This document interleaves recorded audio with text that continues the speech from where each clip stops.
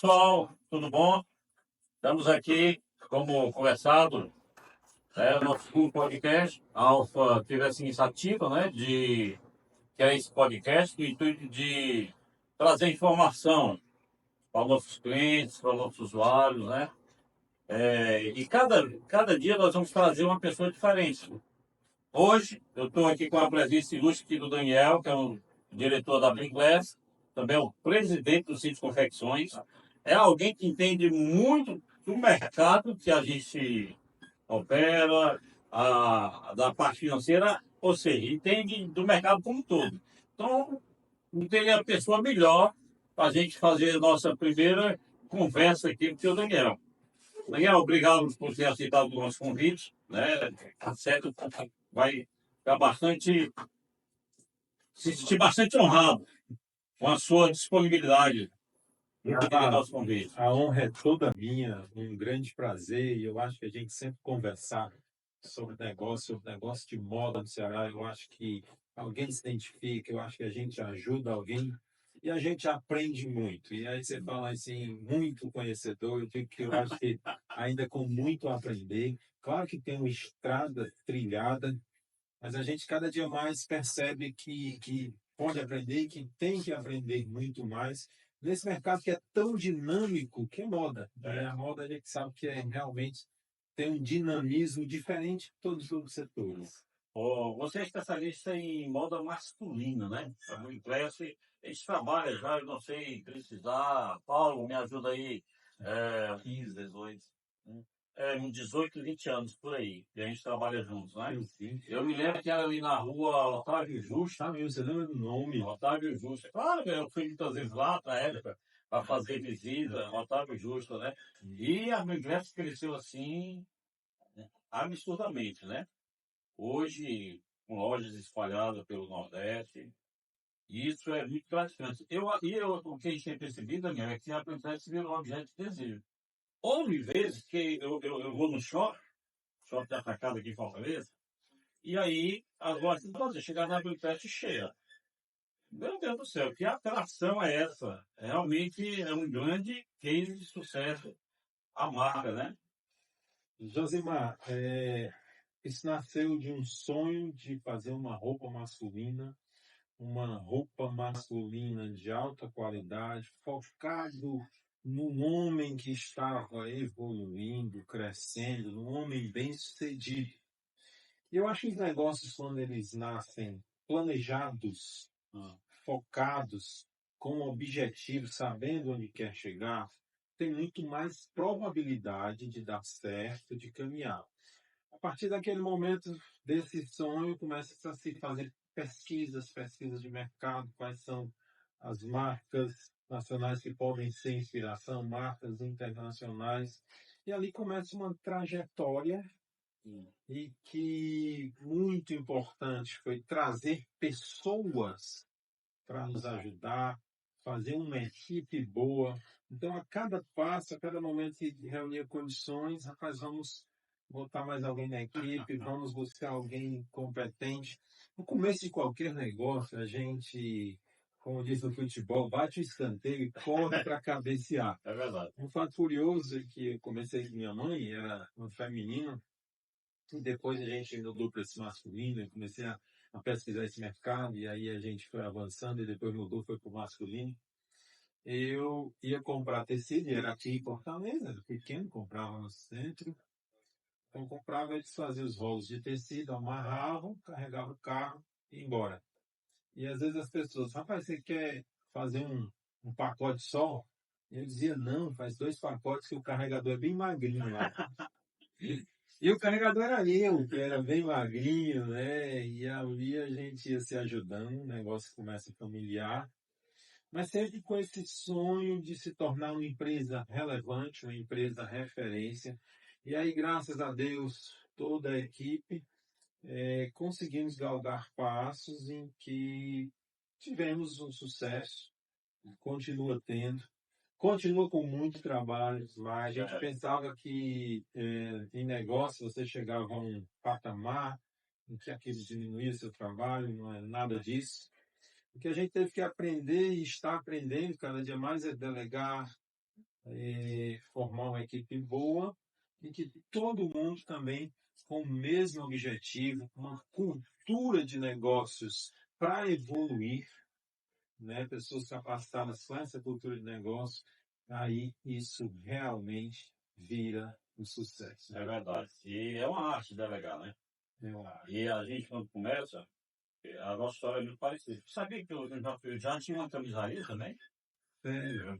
Cheguei a produzir camisaria. Quando eu entrei nesse segmento de um software específico para confecção, é que eu venho dessa área de confecção. Então, eu montei uma camisaria e, como você falou, né?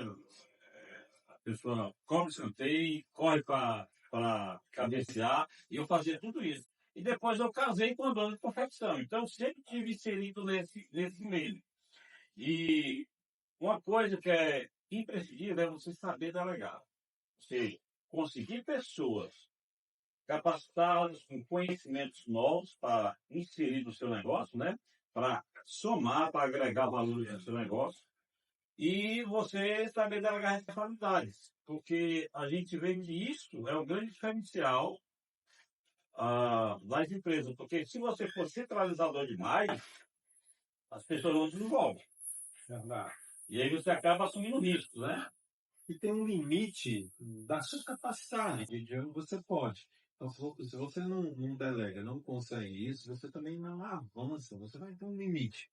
E como você falou, é um dom que pode ser desenvolvido. Você tem que intencionalmente buscar aprender e desenvolver. Às vezes, capacitação. Pessoas perfeccionistas, eles acham que só eles conseguem. É. Então, a gente tem que trabalhar muito a mente para isso. E até você descobrir que o seu alcance foi aumentado quando você delega.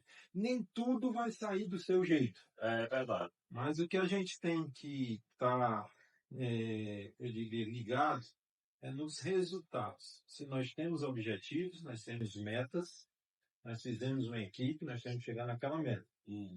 E, para mim, chegou um momento que eu dizia, não importa aqui mais ou menos o caminho, a gente tem frame dos processos, mais ou menos, tem procedimentos, tem POCs, mas, na realidade, cada setor podia desenvolvendo o seu, a gente via se estava ali dentro de uma cultura nossa, mas você não podia interferir demais, deixar cada setor se desenvolvendo e chegar ao resultado. O que a gente cobra é o resultado final. Tem caso, você normalmente chegou, não chegou, por que não chegou, vamos conversar.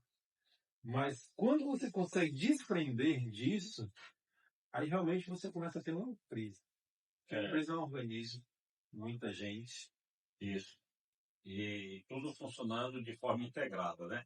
Agora, falar sobre esse avanço, Daniel, eu acho que você passou por esse mesmo processo. Eu me lembro que eu sempre acompanho muito o desenvolvimento desse segmento de moda, até mesmo por ter minha esposa como empresária da moda. Antigamente, a moda do celular fazia o seguinte, se copiava, né? Sim. Pegava a sua moda referência e copiava aqueles modelos. Aí depois avançou, agora tem que ter o seu estilista próprio. E agora a pesquisa avançou, tem que ir para a Europa. Eu mesmo eu fui umas 3 ou 4 vezes para a Europa para fazer pesquisa de tendências, paleta de cores, o que se usar, o que precisa se usar, para trazer para as coleções que são lançadas assim. Vocês também passam por esse processo, não é isso? Passamos, você fez uma leitura muito verdadeira de que realmente começava, a gente copiava, via na revista, via na televisão, lá no tempo passado aparecendo na novela, corre. E aí eu acho que o Ceará também entendeu sua vocação, havia também escola, academia, as faculdades, nós não tínhamos curso de moda, depois nós tivemos um curso de formação em moda de estilo, e depois várias faculdades, então criou-se mais faculdades, e aí o Ceará começa a se estruturar e as pessoas começam a perceber essa necessidade. Essa necessidade veio também de uma vocação natural que a gente percebe que o cearense tem na moda. O cearense é um artista por natureza. Ele é desbravador. É até ditado que o cearense vai dominar o mundo, né?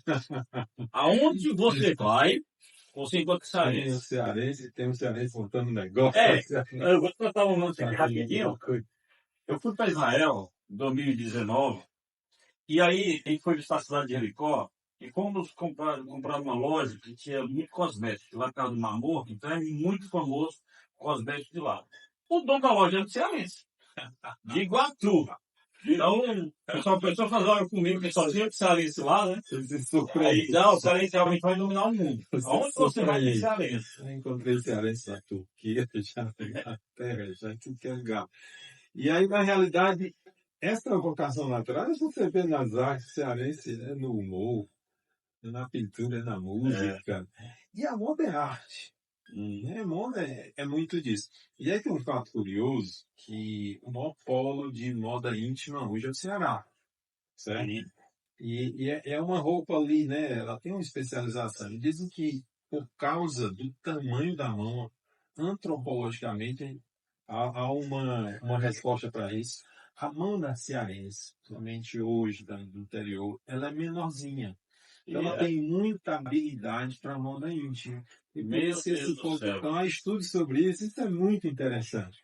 Então, essa vocação já fez o desenvolvimento meio que natural. É por isso que Frecheirinha é um polo tão grande Polo de fortíssimo. moda infantil. Hoje a gente tem lá Sítio Alegre, Distrito Sítio Alegre. Morrinhos, O Alan tem estado muito lá, Mourinho, Sítio Alegre, nós temos bastante boas gente lá naquela empresas lá, região. bons amigos em Sítio Alegre. Quem estiver assistindo, abraço aí, Roberto, Reginaldo, Alex. Povo bacana, trabalhador e muita roupa boa lá, moda íntima Eu não boa. sabia desse detalhe, não. Aproveitar que você é presidente de Superfãs, deixa eu fazer uma pergunta para você.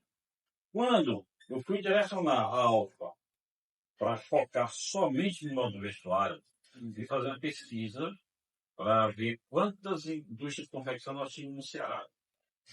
Naquela época, eu me lembro que nós tínhamos 4.045 indústrias no estado do Ceará.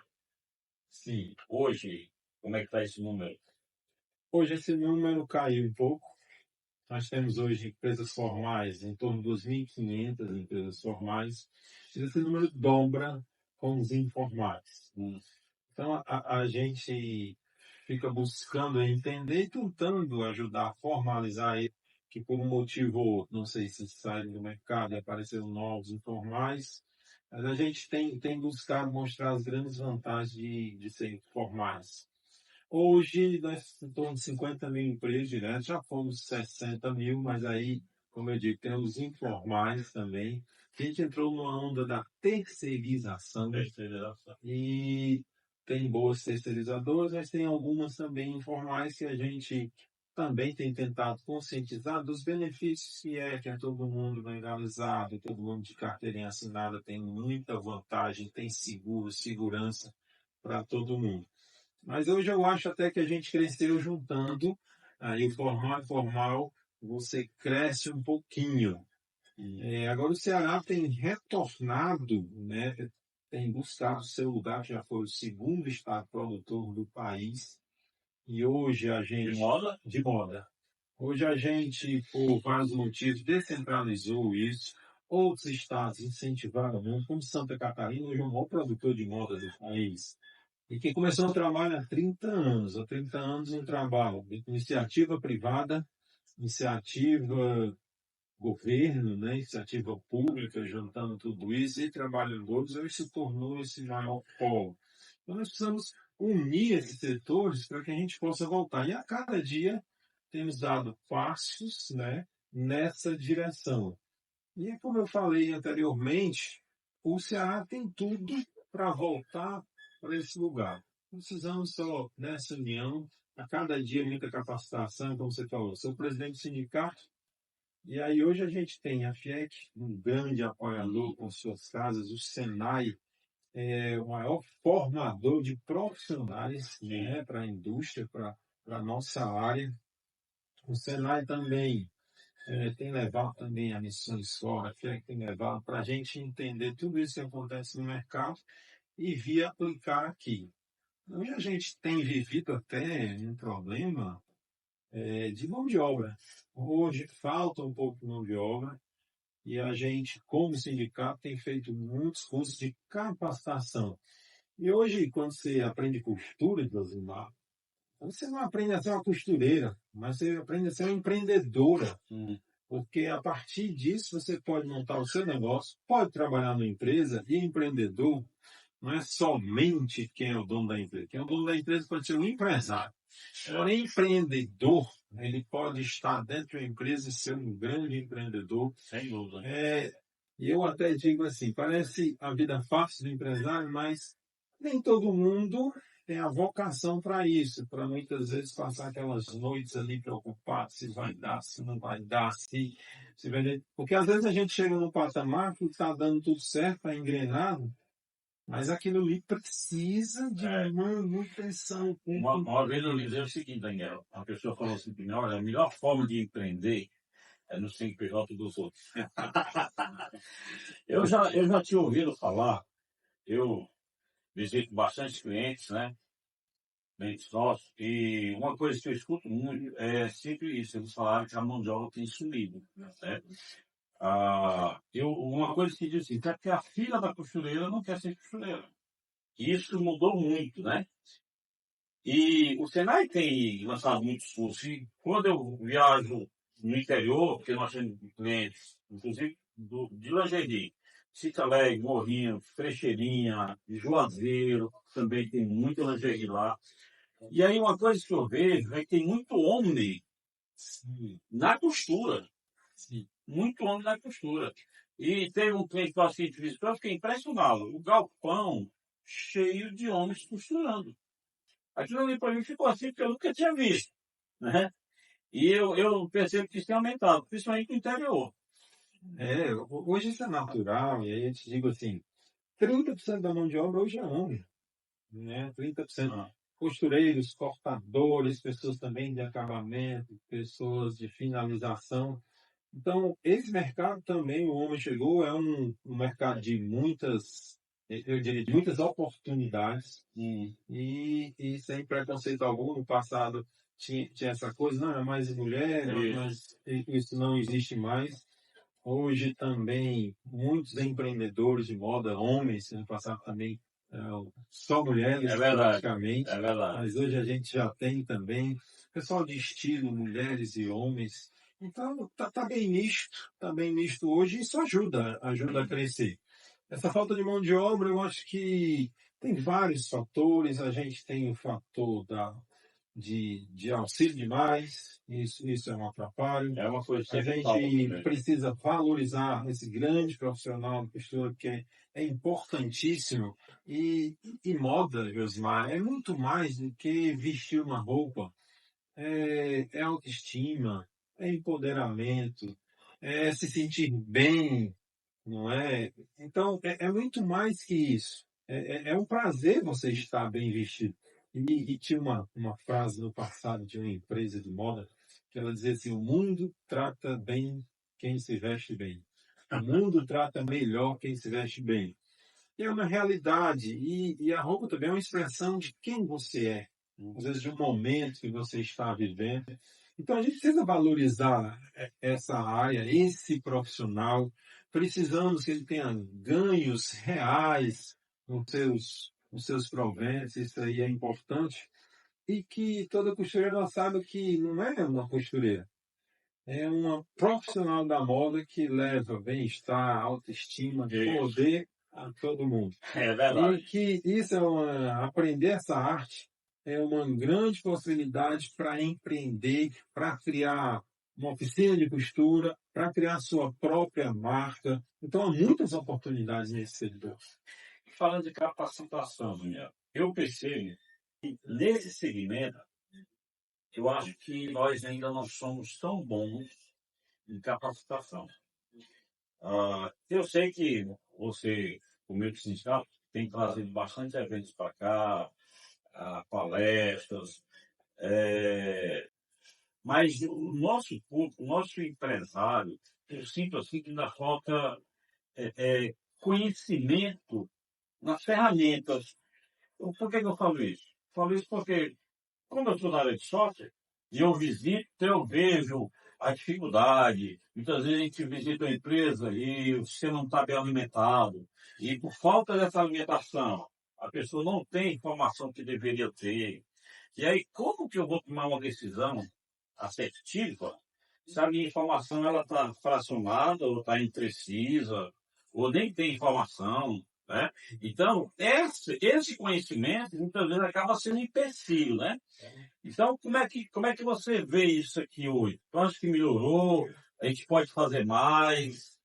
Será que começou ali a confecção na década de 70, né? Vindo avançando, na década de 80, pujante. Mas realmente é como se esse grande talento que tínhamos fez com que trabalhássemos na sensibilidade. Vamos avançando, vamos vendendo, vamos botando mais uma máquina. E aí eu acho que houve uma cultura demais do design, né? A gente é bom em fazer um produto lindo, mas não uma cultura de buscar inovação, modernização do setor. Então, na sua grande maioria, é uma realidade isso. E nós, como sindicato, temos tentado trazer essa mudança de mentalidade, um mindset que, se não modernizarmos nosso parque industrial, nós vamos ficar para trás. E, de alguma forma, podemos dizer que ficamos um pouco para trás, porque quem foi o segundo se tornou o quinto. E, culturalmente, não temos esse DNA de buscar inovação. E a gente tem trabalhado junto, a FIEC, fazendo esses cursos. Então, primeiramente, quando você quer matar uma cobra, você tem que acertar na cabeça, né? Aí trazendo empresários. E às vezes a gente até fica um pouco decepcionado, apesar de todos os nossos eventos serem casa cheia, mas muitos empresários não aproveitam para ir aos eventos, para conhecer as novidades. E às vezes você vai tão preso dentro do seu negócio, você não vai vendo novidades que estão chegando. E a concorrência, ela até nos obriga a isso, né? E quando você lança um produto, você lança a coleção. Aí a coleção é um sucesso, tá linda a coleção. Você vende super bem. Você se pode, você entra ali, só que a concorrência vai chegando e os números vão mudando. Você tem que estar sensível. O que está interferindo? O que você pode mudar para que você consiga se sobressair? Bem verdade isso, mas como eu vinha falando, e agora nasceu uma geração, tá vendo na confecção, uma geração digital. Ah, E essa geração está fazendo com que a geração anterior, opa, eu tenho que acordar. A gente também tem os sites estrangeiros oferecendo todo tipo de produto dentro da casa da gente, entregando muito rápido. Então, se a gente não perceber isso, eles vão passar por cima, como um rolo compressor. Eu tenho visitado algumas empresas e vejo empresas que nasceram aí 5 anos, 4 anos, e empresas vendendo muito bem no digital. E conheço empresas de 20, 25 e 30 que não conseguem vender nada no digital. É uma questão muito cultural, mas que a gente tem que buscar, e o empresário tem que sair do seu local, tem que participar de feiras, de simpósios, de eventos, para poder se inteirar do que está acontecendo. Uma das coisas que aconteceu muito na nossa empresa, que está acontecendo, a gente aos 2 anos inicia um rebrand, percebendo que a empresa precisava se renovar, se reinventar e vendo essa concorrência de todos os lados, porque hoje a gente não concorda com quem está aqui próximo, não, é com o mundo inteiro, porque tudo está dentro do nosso celular. é verdade. O mundo está aqui e chega rápido, meus irmãos. Às vezes entrega mais rápido que a gente conseguiria entregar. Não, você está passando aqui no Instagram, chega aqui para você. Sim, e a entrega, que às vezes chega mais rápido que você conseguiria entregar no seu bairro, né?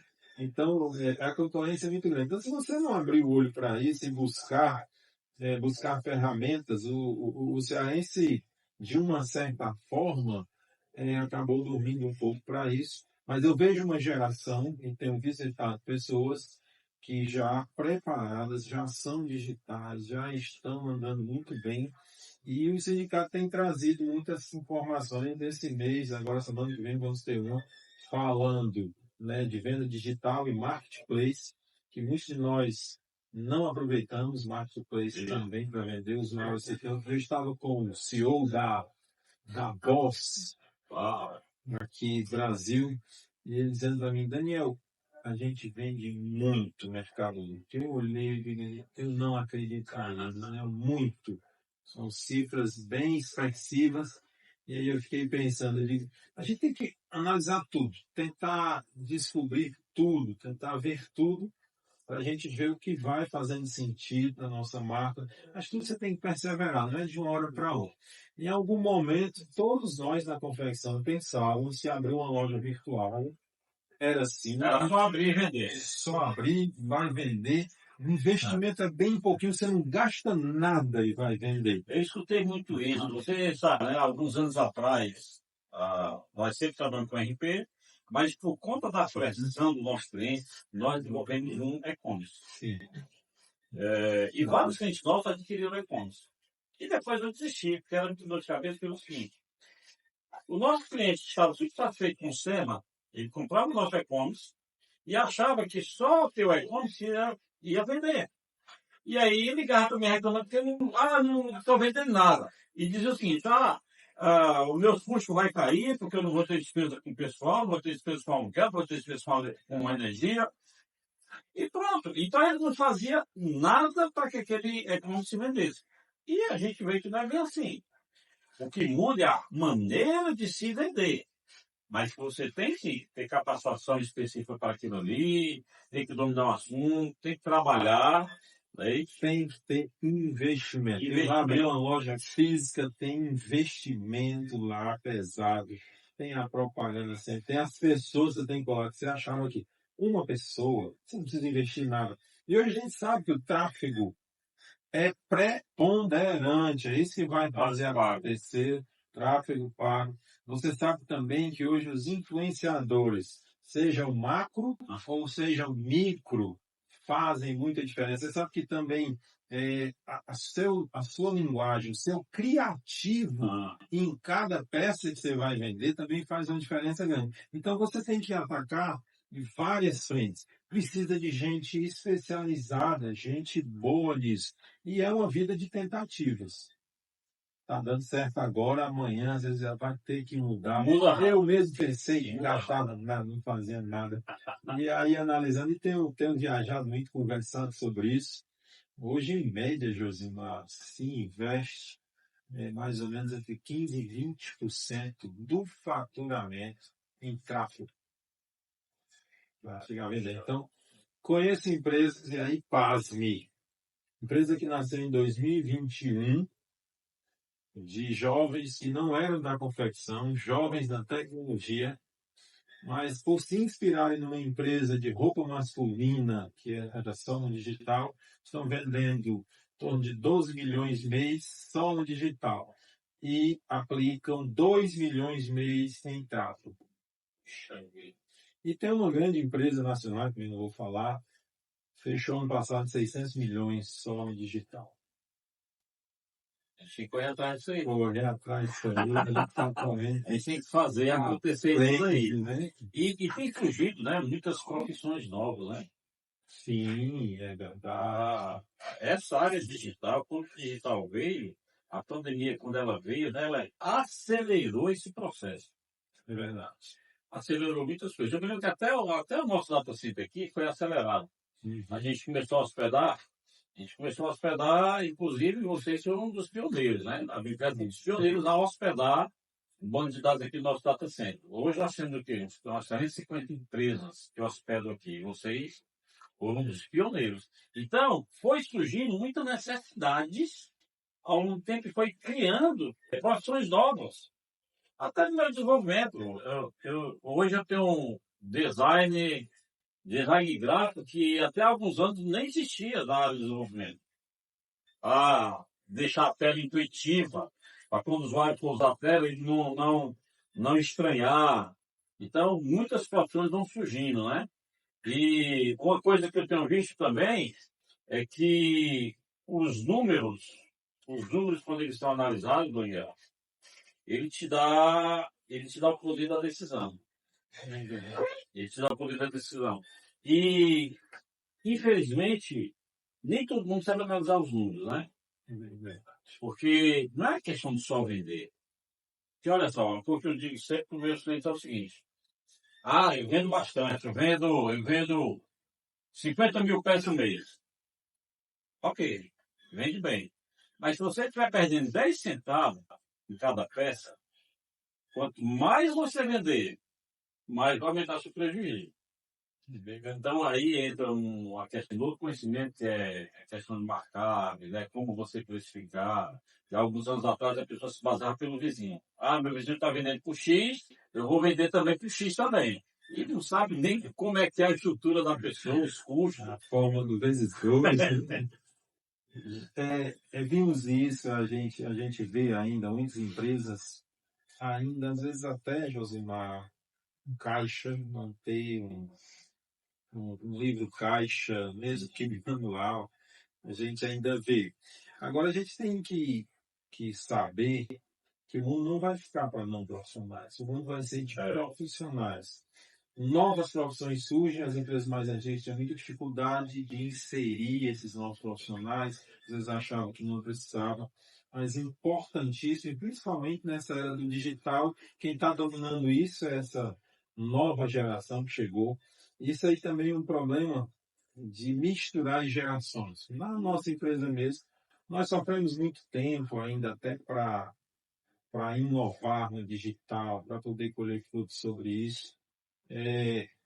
Eu acho que a Alta trouxe muita coisa boa e quando você fala de dados, eu lembro que logo quando você lançou aquele seu BI, para mim foi assim um achado, porque cada dia a gente tem menos tempo de ficar, então ali já vinha mastigado ali muitos dados para mim, e ali eu via a empresa como um todo, não nas suas minúcias, mas quando tinha alguma mudança ali, eu digo, opa, Chamava por que atenção. esse caixa aqui mudou? Ah, aqui tem onde é, que a inadimplência é tão fácil, foi muito positivo para a gente, nos trouxe ali uma facilidade de trabalho, mas a gente teve dificuldade também de engajar a nova geração. E pense que é difícil.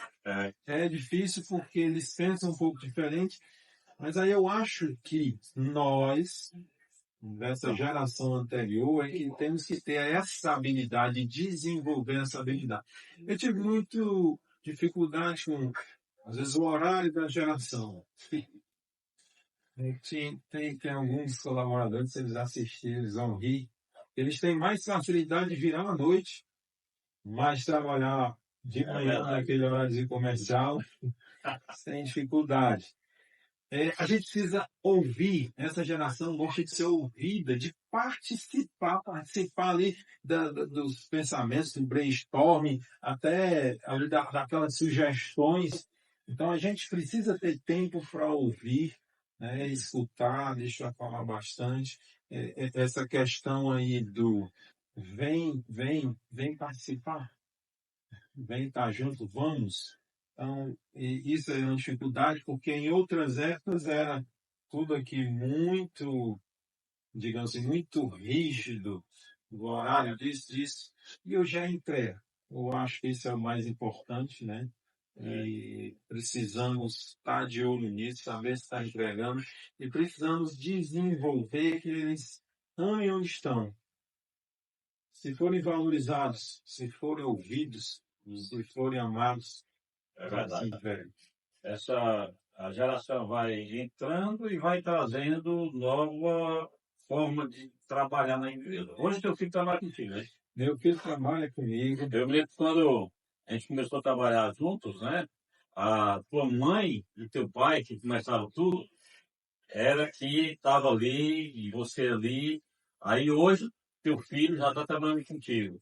Então a gente vê a transição das gerações. É bem verdade. Essa coisa de transição, hoje eu digo que é difícil para quem sucede, é difícil para quem é sucedido. É verdade. E isso é uma coisa que as pessoas não estudam e não se preparam para isso. E aí eu vou te dizer, eu vejo poucas empresas que tiveram sucesso na sucessão. Eu conheço da nossa área. Então, raramente a gente vê, porque não se preparava. E a maioria das confecções que eu vi nessa trajetória de 25 anos, lá atrás, eles diziam, não quero meu filho nisso. Não quero meu filho nisso. Porque é um ramo um ramo Acredito que minha esposa difícil. fala isso. Sua esposa fala isso. Por quê? É um ramo difícil, de muito trabalho, de muita entrega. E a gente tem que estar olhando todas as competências o tempo todo, porque é industrial, é financeiro, é moda. E você tem que ter muitas habilidades, né? Gente, muitas Você como habilidades. diretor, E um dom para essa história da moda. E aí você encontrar na sucessão tudo isso, mas isso eu acho que tudo tem que ver com preparação. Primeira coisa, é a gente entender que sucessão não é uma coisa que acontece assim, opa, tu agora chegou, tem idade, vai. Tem preparação e tempo para entregar. E hoje a gente trabalha um pouco isso, e eu tenho até uma grata surpresa com a intervenção do Daniel Filho lá na fábrica, que um dia ele chega para mim e diz, pai, não quero usar roupa não, né? Ele estava morando fora, estudando fora, fazendo nível médio fora, pediu para fazer e foi para Santa Catarina, e vinha aqui e, pai, essas roupas. Aí ele, você não quer a roupa da empresa, da sua família, que sustenta tudo isso? Se você não usar essa roupa aqui, meu filho, você está desvalorizando tudo. Você vai andar nu se você não quiser usar. Mas eu acho que Deus, de sua bondade, vai lá e Daniel não é assim, não. Daniel, presta atenção, olha os sinais. A geração que está chegando está querendo uma coisa diferente. E aí a gente começa a falar, eu vou estudar esse negócio aí, tem alguma coisa errada. Ele pontuava em algumas peças, então eu entendi. Ele não está querendo usar a grife internacional. Ele realmente não está se sentindo bem. E a gente começou a estudar e viu e resolvemos, mas vamos embarcar numa mudança. É hora de mudar. É hora de avançar, é hora de subir um degrau na Blinclass, é hora de sofisticar um pouco mais. E essa provocação dele fez todo esse rebrand que está acontecendo e fez a gente hoje estar muito satisfeito, estar com o nosso cliente elogiando sempre e agora com um projeto de expansão. Projeto de uau, expansão Nordeste e vai chegar no Brasil. E assim, com muito mais segurança do que antes, porque eu acho que a gente trabalhava muito pensando mais aqui no Ceará, mas agora a gente está trabalhando pensando no Brasil. Uma roupa pode estar na vitrine de qualquer local do Brasil, e eu até diria, Josimar, do mundo, sabe? hoje ela pode estar estampada no Oscar Freire. Pode estar estampado no Oscar Freire, gente, sem falsas expectativas, nem falsa modéstia. Eu sei que Pode estar, eu até digo, vá conferir na nossa loja lá do Iguatemi ou qualquer outro shopping. inclusive a coleção que você lançou agora, eu passei de Nossa, Guatemi, estava da caminhada, ele ia né? passando, ele via a festa lá na loja da brincadeira de Guatemi. Acompanhe no Instagram, pode ver no Instagram da Blinkflash, pode também entrar na nossa loja virtual, no site, pode pedir pelo Zap, é Omnichannel, pode estar na loja física. Hoje, né, a venda tem aumentado muito pelo WhatsApp, né? Tem. Nós estamos integrados. Como é o nome, Alan? Nós estamos integrados com Elevar, que ela usa a venda por meio do WhatsApp, né? Que é uma maneira que tem crescido absurdamente, né? Sim, Tudo mais prático. sim, é bem verdade. Hoje, nossos revendedores ou lojistas que nos compram recebem ali um catálogo, a foto, as coisas, e eles já pedem só pelo WhatsApp ali, pelo catálogo. Muitas vezes vem buscar na loja, muitas vezes é só Nós temos alguns clientes que usam bastante, né, o catálogo. Nós fizemos o nosso catálogo digital e muita gente usa. E tem conseguido alavancar. Tem conseguido alavancar, porque aí eles mandam para o motoboy, manda, quando é do interior, manda por essas vans que ficam fazendo viagem para lá e para cá. Eu tenho conversado com alguns clientes que tem usado e tenha conseguido alavancar bastante, porque o e-commerce acaba ficando dependendo que a pessoa acesse o site, faça o compra. O catálogo digital não. Você é mais agressivo, né? Você é mais ativo. E eu digo, Josimar, que tem pessoas que se adaptam ao e-commerce. Eu não quero conversar com ninguém. Mas tem pessoas que querem conversar, querem tirar mais dúvida, querem isso e só confiam se eu tiver um contato com quem eu vou falar. É verdade. Então a gente percebeu isso. Rapaz, não é de um jeito ou é de outro.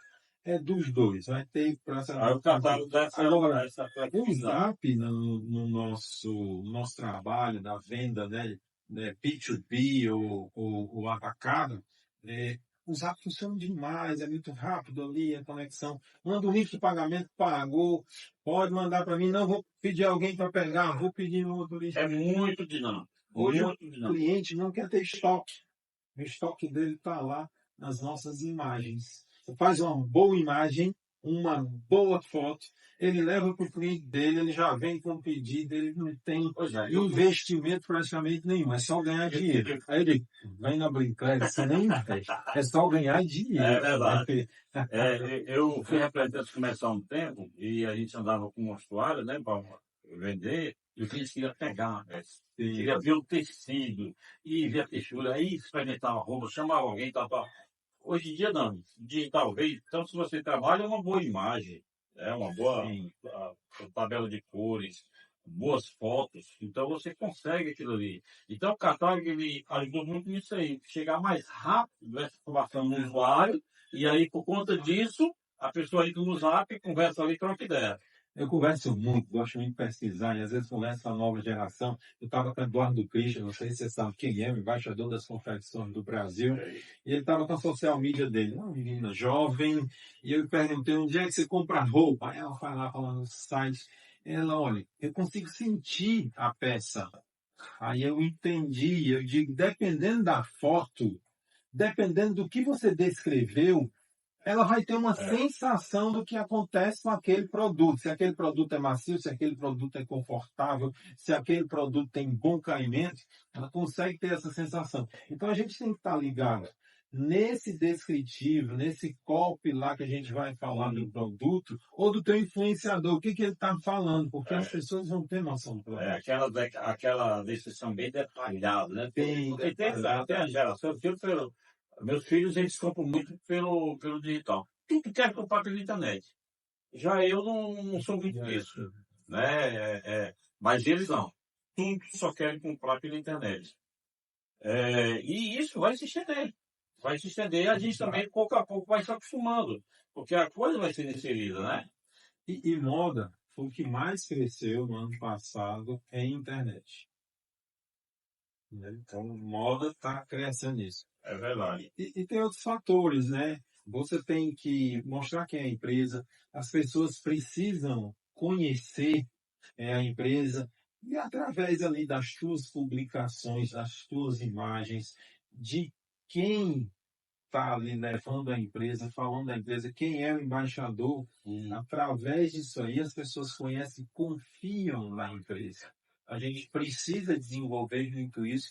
Eu acho que é a área primordial hoje, é, esse marketing, junto com esse digital, uma área primordial das nossas empresas. É verdade. Tecnologia, claro que RP para tudo isso, claro que você falou do catálogo, claro que você falou de CRM, é comunicação com o cliente através da tecnologia. Você está próximo do seu cliente, você tem os dados, né? Você, na verdade, não tem os dados, você tem a informação, que é diferente você ter dados da informação. É verdade. E hoje, o tesouro é informação. É informação. É um produto muito caro, muito caro. E a gente trabalha para poder dar essa informação para o nosso cliente, né? Inovando, inovando, inovando. Não é fácil inovar. Não é fácil inovar, olha, dá trabalho, mas é necessário, né? E inovar também não é só fazer o foguete da ré, não é isso?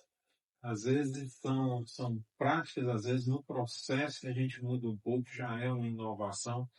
Como você falou, não é fácil, é estar todo tempo atento. Isso. Você está atento e uma cultura de que toda a tua equipe está atenta a isso. Por que não fazer assim? Pode ser facilitador para o cliente, pode melhorar.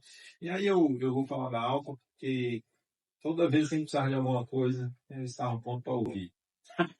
Pronto para ouvir. De vez em quando eu chamava o Josimar. O Josimar com a agenda cheia, o Josimar ia lá na empresa, o Josimar ia com o Alain, o Josimar ia com a equipe lá. E estava lá, e eu digo, isso é inovar. Atendimento desse. Nós sempre fomos muito preocupados na questão do atendimento, né? Porque eu acho que o grande diferencial está aí. O cliente me ligou hoje, me pedindo a solicitação, e aí em 2 dias nós conseguimos resolver o problema dele. Uhum. Conversei com o pessoal do desenvolvimento, 2 dias conseguimos resolver o problema dele, já passamos o prazo para ele e ficou extremamente contente, porque ele vinha da plataforma antes que não tinha essa flexibilidade. Então isso está no grande diferencial, né? Verdade. E, claro, é nosso interesse, pessoal, que nossos clientes estejam sempre bem, sem palavra de canto. O mercado tem que crescer e a gente tem trabalhado para isso. O nosso tempo avançou bastante, né? Na verdade, eu nem vi o tempo passar, vi uma sala ali que o tempo passou bastante. Eu queria agradecer, Daniel, a sua disponibilidade de estar aqui conversando conosco, é uma parceria já de muito tempo. Eu posso dizer que nós crescemos juntos. Verdade, né? A Indoricast era uma que nós começamos, a Alfa era uma que nós começamos, hoje nós já crescemos, evoluímos, graças a Deus por isso. Eu vejo que a bênção de Deus faz tudo isso aí. E Deus nos trouxe até aqui, né? E eu só tenho gratidão a Deus, gratidão a toda a equipe, gratidão a todo mundo que passou pela Agroinvest, que deixou ali uma contribuição muito positiva, e a Alfa também. E aí foram muitos parceiros.